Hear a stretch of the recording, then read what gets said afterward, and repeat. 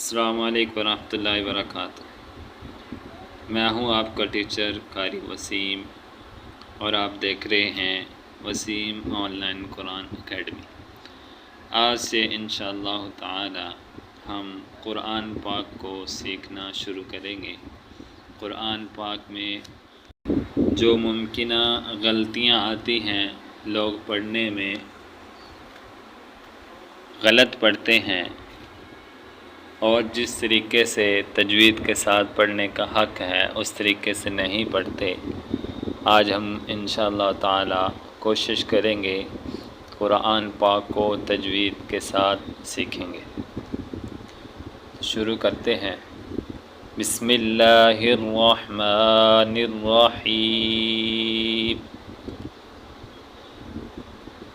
قل اعوذ برب الناس ملک الناس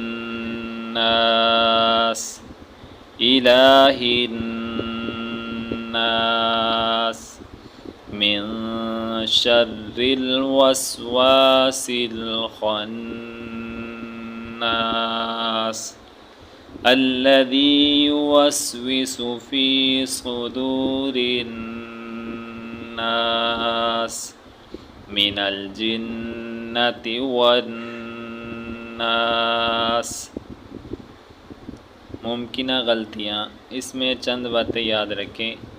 اس میں جو گرین کلر کے لیٹر ہیں، حروف ہیں، ان کو ہمیشہ موٹا کر کے پر کر کے پڑھا جائے گا۔ قاف ہے، را ہے، خا ہے، صاد ہے، جتنے بھی گرین حروف قرآن پاک میں آئیں گے تجویدی قرآن پاک میں، ان کو ہمیشہ موٹا کر کے پر کر کے ہی پڑھا جائے گا۔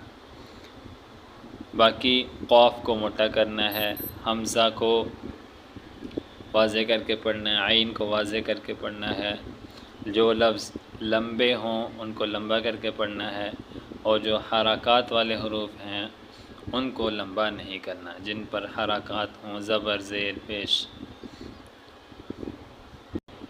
قل اعوذ، حمزہ اور عین دونوں کو واضح کر کے پڑھنا ہے۔ اعوذ، دال کو باریک پڑھنا ہے۔ برب، را کو یہاں پہ پر کر کے موٹا کر کے پڑھیں گے۔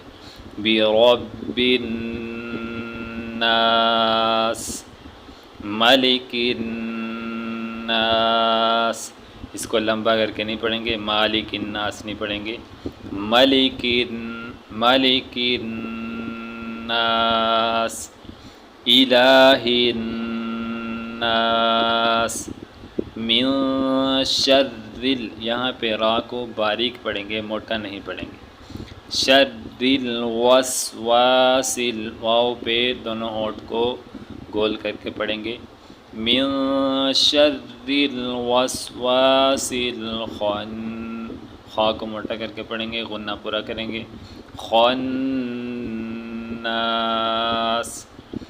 الذی یوسوس، ذی، اس کو زی نہیں پڑھنا، الذی یوسوس فی صدور، صدو نہیں پڑھنا، صاد کو موٹا کر کے پڑھنا ہے، فی صدور الناس من الجنۃ والناس، اس کو من الجنہ پڑھ جاتے ہیں لوگ، تو من الجنہ نہیں پڑھنا، لمبا بھی نہیں کرنا، من الجناتی، من الجنۃ والناس۔ امید ہے آپ کو آج کا سبق سمجھ آ گیا ہوگا۔